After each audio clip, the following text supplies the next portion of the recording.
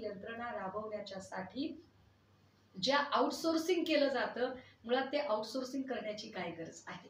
एवढी सगळी जर युवा पिढी, सुशिक्षित पिढी नोकरीच्या शोधात आहे, तर एक यंत्रणा भरती प्रक्रियेची तुम्हीच उभी करा आणि त्या यंत्रणेच्या मार्फत डायरेक्ट सरकारी भरती करा ना. ज्या अर्थी तुम्ही आउटसोर्सिंग करताय त्या अर्थी दोन गोष्टी सरकारकडून जाणीवपूर्वक केल्या जात आहेत. एक, आरक्षण मागणाऱ्या वेगवेगळ्या घटकांना त्यांच्या आरक्षण धोरणालाच हडताळ फासण्याचा हा छुपा प्रयत्न आहे. आणि दुसरं, हे जे सगळे भरती प्रक्रियेतले जे विद्यार्थी आहेत यांचं सॅच्युरेशन एनकेन प्रकारे वाढवण्याचा आणि पुन्हा एकदा त्यांच्या राजकारणासाठी उपयुक्त असणारं युथ रॉ मटेरियल उभं करण्याचा प्रयत्न सरकारकडून चालू आहे. शेवटचा प्रश्न, पंतप्रधान नरेंद्र मोदी येते 12 जानेवारीला नाशिक दौऱ्यावर येत आहेत. महाराष्ट्रात काही मिळेल का? सॉरी, काय म्हणाल? पंतप्रधान नरेंद्र मोदी 12 जानेवारीला नाशिक दौऱ्यावर येत आहेत. अनेक मंदिरांमध्ये जाऊन ते रामरक्षा म्हणणार आहेत, आरती करणार आहेत. खरंच महाराष्ट्राला या दौऱ्यातून काही मिळेल असं वाटतंय का?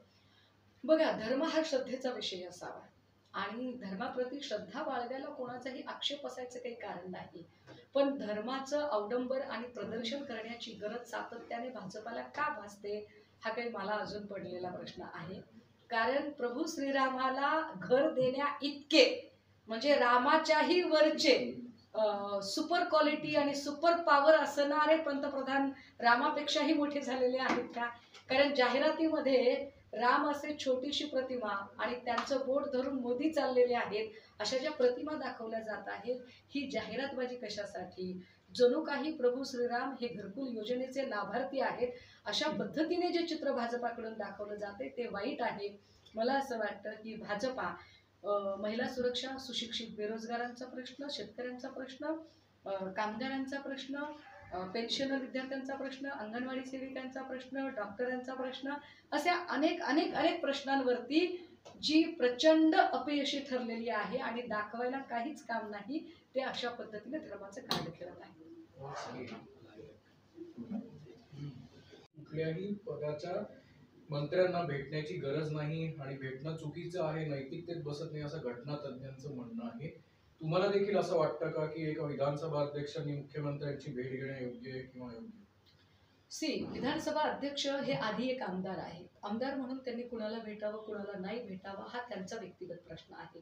परंतु सध्या ते नुसते आमदार नाही, नुसते अध्यक्षही नाही, तर ते एका लवादाचे प्रमुख आहेत जिथून त्यांना एक महत्त्वाचा निर्णय द्यायचा आहे. एक असा निर्णय जो फक्त महाराष्ट्राच्या नाही तर भारतीय राजकारणामध्ये एक बेंचमार्क ठरणार आहे असा निर्णय द्यायचा आहे.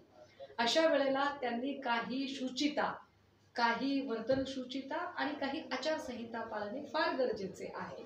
पण असे असताना सुद्धा नार्वेकर जर निकाल देण्याच्या 2 दिवस आधी सन्माननीय मुख्यमंत्र्यांना भेटत असतील, मुख्यमंत्री हे त्यांच्या दृष्टीने जरी 2 दिवसापूर्वीचे मुख्यमंत्री असले तरी आमच्या दृष्टीने तो आमचा प्रतिपक्ष आहे. तुम्ही एका पक्षाच्या प्रमुखाला जाऊन भेटता त्यावेळेला जी दुसरी बाजू आहे त्या लवादातली प्रतिपक्षाची, त्यांच्या मनात संशय निर्माण होणे फार स्वाभाविक आहे. आणि फक्त आमच्याच कशाला, संबंध महाराष्ट्राच्या जनतेच्या मनात एक संशयाचं वातावरण गेल्या 2 दिवसांमध्ये आहे. आणि कितीतरी अशा वाहिन्या आहेत ज्या वाहिन्यांनी काल आणि परवा एक्झिट पोल घेतलेले आहेत की काय नार्वेकरांचं अशा पद्धतीने मुख्यमंत्र्यांना भेटणं आपल्याला योग्य वाटलं का? तर more than 85% people are saying no, it's not fair. लोक असं सांगतात की हे आम्हाला योग्य वाटलेलं नाही. तरी सुद्धा नार्वेकर साहेबांना जर हीच मखलाशी करायची असेल तर मात्र मला असं वाटतं की ते महाशक्तीशी असणारी त्यांची दोस्ती निभावत आहेत. एकनाथ शिंदे गटाच्या मंत्र्यांनी आज सकाळपासूनच या संपूर्ण प्रश्नांवर जेव्हा माध्यमांना प्रश्न विचारतात तेव्हा सत्यमेव जयतेचा नारा त्यांच्याकडनं देण्यात येतोय. सत्याचाच विजय होईल, आमचाच विजय होईल, आमची बाजू सत्याची आहे असं ते सांगतात. बहुतेक त्यांचं चुकून स्लिप ऑफ टंग झालेलं आहे. त्यांना सत्तामेव जयते असंच म्हणायचं असेल, कारण सत्यमेव जयते ते म्हणू शकत नाहीत. ज्यांना सत्यमेव जयते आणि सत्यावर जर एवढा विश्वास असता तर त्या माणसांनी, मी मागे म्हटलं, इथेच थांबून प्रेस घेतली असती. त्यांना तोंड लपून गुवाहाटीला पळून जायची गरज पडली नसती. ज्या अर्थी ते तोंड लपून गुवाहाटीला पळून गेले आणि 15-20 दिवस तिकडेच राहिले, त्या अर्थी ते निश्चितपणे सत्यनिष्ठ नाही तर ते सत्तानिष्ठ लोक आहेत, हे स्पष्ट आहे. जर हा निकाल जो आहे तो शिवसेना उद्धव बाळासाहेब ठाकरे पक्षाच्या विरोधात जर लागला तर पक्षाची रणनीती काय असणार आहे? सुप्रीम कोर्टात आपण धाव घेणार आहोत का? पुढचं आव्हान कसं असेल? बघा, आजचा निकाल काय लागणार याबद्दल मी जसं म्हटलं की माझ्या मनात शून्य उत्सुकता आहे. मला काही फार उत्सुकता किंवा काहूर हुरहुर कुतूहल असं काहीच नाहीये. पण निश्चितपणे आजचा निकाल हा एकूण भारतीय राजकारणासाठी आणि आता आपल्याकडे महाराष्ट्रात जे राष्ट्रवादी काँग्रेसमध्ये जे फ्रिक्शन झालं त्यांच्याही दृष्टिकोनातनं एक बेंचमार्क असणार आहे. त्यामुळे या निकालानंतर जर आम्हाला गरज वाटली तर आम्ही सुप्रीम कोर्टात जाऊ शकतो. परंतु आमची पक्ष संघटना म्हणून आत्ताची भूमिका काय आहे तर आमची आत्ताची भूमिका अशी आहे की स्वायत्त यंत्रणांना हाताशी धरून महाशक्ती भले काहीही गिमिक्स खेळो आणि त्याच्यात ते जिंको भलेही, परंतु निवडणुकीच्या प्रत्यक्ष रणांगणातली ज्या वेळेला नीती ठरवली जाईल त्यावेळेला मात्र आम्हाला खात्री आहे की जनमत आमच्या बाजूने असेल, जनता आमच्या बाजूने असेल. आणि म्हणून निवडणुकीच्या काळातलं काय आपलं प्लॅनिंग असावं या दृष्टिकोनातनं आम्ही फार फोकस्ड आहोत आणि त्यासाठी आम्ही काम करत आहोत. आगामी काळ हा सगळ्या लोकसभा निवडणुका असतील किंवा विधानसभा निवडणुका असतील याचा असणार आहे, त्यामुळे या निर्णयाचा या निवडणुकींवर थेट परिणाम होईल असं वाटतं का? निश्चितपणे या निर्णयाचाही परिणाम होईल आणि लोक बघतात ना, म्हणजे आता बघा, साम दाम दंडभेद सगळ्या प्रकारची नीती भाजपाकडून वापरून झालेली आहे. पक्ष फोडून झाले, आमदार खरेदी विक्री करून झाली, खोट्या केसेस दाखल करून झाल्या, गृह खात्याचा, ईडीचा आणि सीबीआयचा चुकीचा वापर करून झाला. असं सगळे वापर झालेले असताना सुद्धा एवढ्याने जेव्हा भागत नाही असं भाजपाला वाटतं आणि जेव्हा लक्षात येतं भाजपाच्या की एवढं केलं तरी आपला सगळा वेळ ह्या सगळ्या तोडाफोडीमध्येच गेलेला आहे, लोकाभिमुख राजकारण करणं आणि विकासाचे मुद्दे संदर्भात तुम्ही वारंवार प्रतिक्रिया नोंदवलेली होती आणि अखेर तो दिवस येतोय. विधानसभा अध्यक्षांकडून तुम्हाला काय अपेक्षा आहे? फायनली विधानसभा अध्यक्ष श्री राहुल नार्वेकर यांना या किरकोळ कामासाठी वेळ मिळालेला आहे. कारण त्यांच्या लेखी हे किरकोळच काम असावं. ज्या अर्थी त्यांनी सन्माननीय सर्वोच्च न्यायालयाने निर्देश दिल्यानंतर सुद्धा सर्वोच्च न्यायालयाच्या निर्देशानंतरही तब्बल 13 ते 14 महिने टोलवाटोलवी करण्यामध्ये राहुल नार्वेकर यांना कमालीचं यश लाभलेलं आहे. मात्र आजच्या निकालाबद्दल माझ्या मनात शून्य उत्सुकता आहे.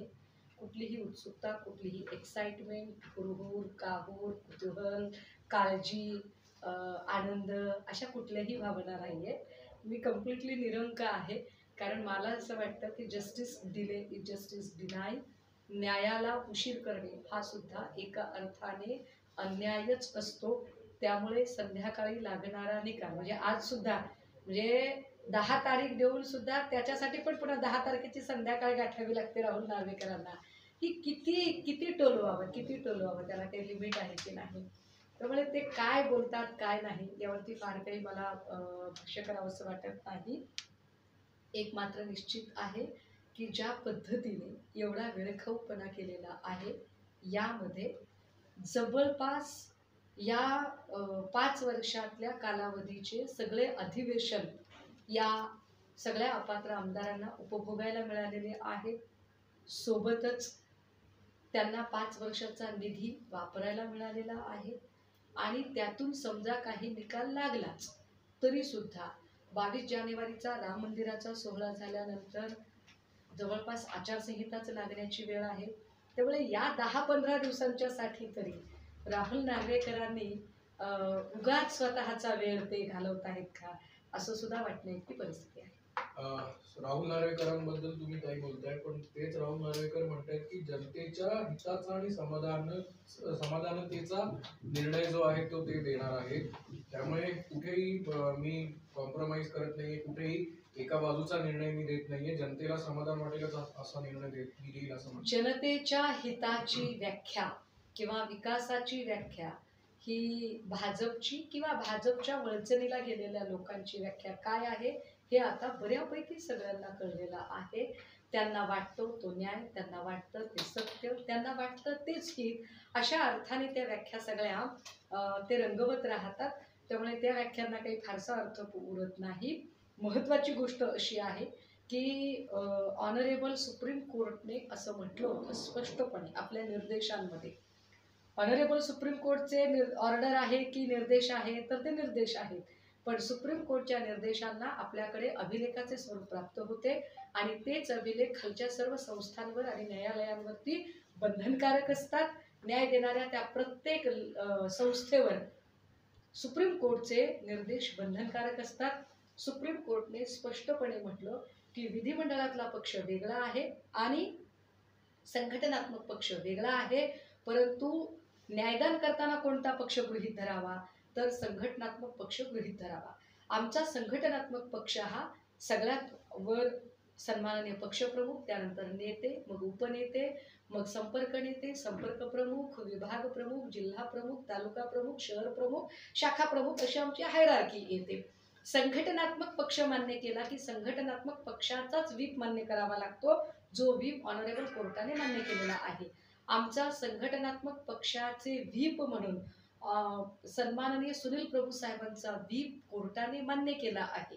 ज्या अर्थी कोर्टाने सन्माननीय सुनील प्रभू साहेबांचा व्हीप मान्य केला, याचा दुसरा अर्थ असा आहे की श्रीयुत गोगावले यांचा व्हीप बेकायदेशीर ठरतो.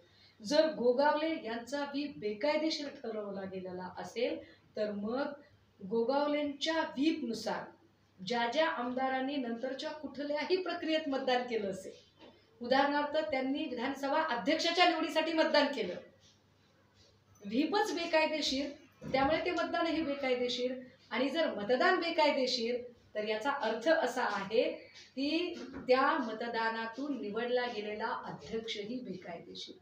आणि जर मग विधानसभेचे अध्यक्ष नार्वेकर यांची निवडच बेकायदेशीर असेल तर अशा अध्यक्षांकडूनचा निकाल आम्ही किती कायदेशीर मानायचा, हाही संशोधनाचा प्रश्न आहे.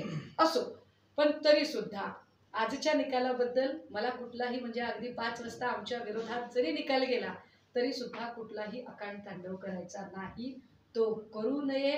कारण सत्याला स्पष्टीकरणाची गरज नसते, आम्ही सत्याच्या बाजूचे आहोत. So we doesn't need any kind of explanation.